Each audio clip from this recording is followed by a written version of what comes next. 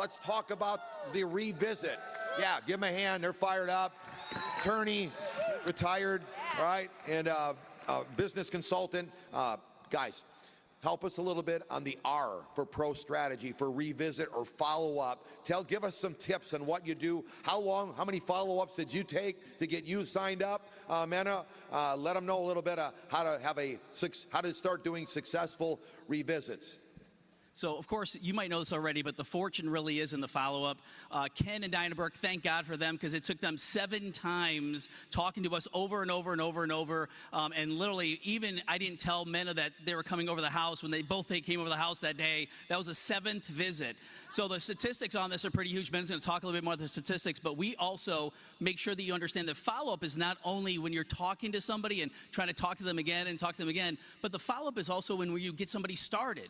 You got to help them get started. You got to follow up with them again. So a lot of times when we help someone talk to them, we explain the business, go over the details with them. They've seen the presentation, and then we book a meeting from a meeting. Everybody say BAM. Bam. That is what we do. We book another meeting.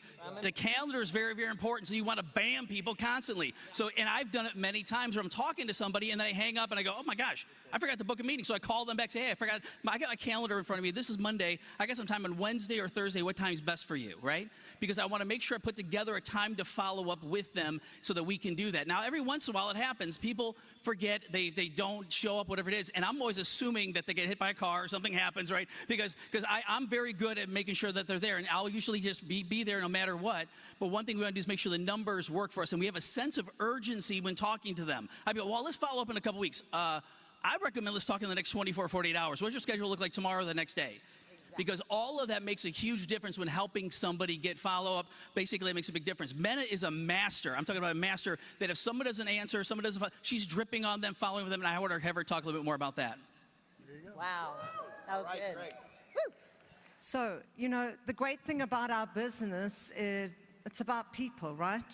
And the bad thing is it's about people, you know. So we can love them and we can not like them too much. But the whole thing is, you know, we really got to learn to build relationships. And relationships take time. And not everyone is ready at the same time. Sometimes you'll meet someone and they're ready to go. Get them started. You know, don't try and explain, you know, what the science is and all of that. If they're ready, they're ready. Okay. Then you get the people who are just, it's not, they're zoned out. They don't even know what you're talking about. And we have to educate them. We go out there pretty excited because we know what we have our hands on, but they know nothing. And so it's up to us to actually be patient with people.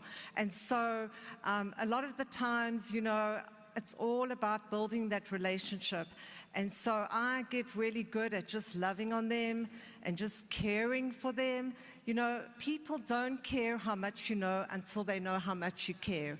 And so people have lives and they have things going on. And they might tell you, they might let you in and know that they're having a problem at home, that they have a mom that is not doing too well. And so maybe your next follow-up is going to be, hey, how is your mom doing? Because now you're getting to them, you're getting to their heart, you're letting them know this is not just a transactional thing, this is relational. You want to get to know them and you want to really get to love them, because people won't get into your business if they don't know that if all you are to them is or all they are to you is a dollar amount.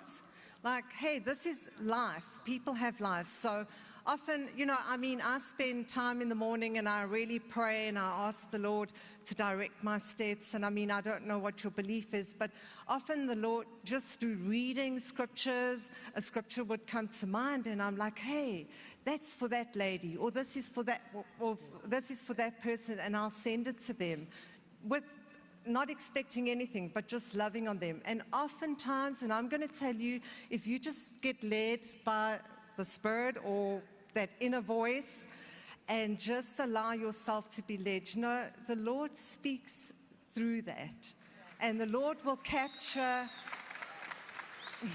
He will capture the hearts of the right person for your business, because He builds it ultimately. And so just love on people. Just know that sometimes it's not once, it's not twice, it's maybe 2 years later. We've had some people join us 2 years later. I have some people calling me, can I still get in that business? And people telling me, you know what, 2 years ago when you asked me, I didn't want to do it and I wasn't interested. But you know what, I love you because you're my friend and all you've done is love me all along.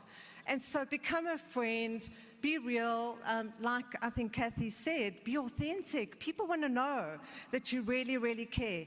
And then something that I stole from one of our ladies on the team is that statistics have shown that sales are made on the 5th to the 12th contact. And you know what? I have actually started doing that. I started counting how many times I need to follow up with someone. And honestly, it's the truth.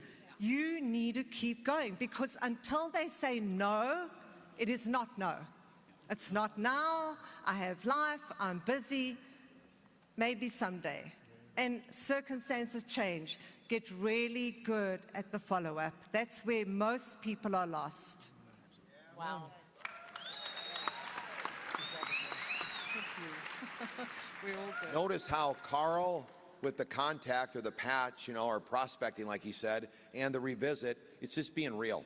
All along, everything you're doing is you're just being real. If you're authentic, people are going to want to hear what you got to say. So I want you to, like a lot of people say to you, oh, I'm not a good salesperson. Guess what? Salespeople aren't the best people in the business. People that are teachers and coaches and just real people, because salespeople want to just close people. That's not what Men is talking about. She's talking about just being real with people because we're going to be business partners and we want to have a long-term relationship. Thank you, guys. All right? Okay. Pecos and Sarah, these guys followed us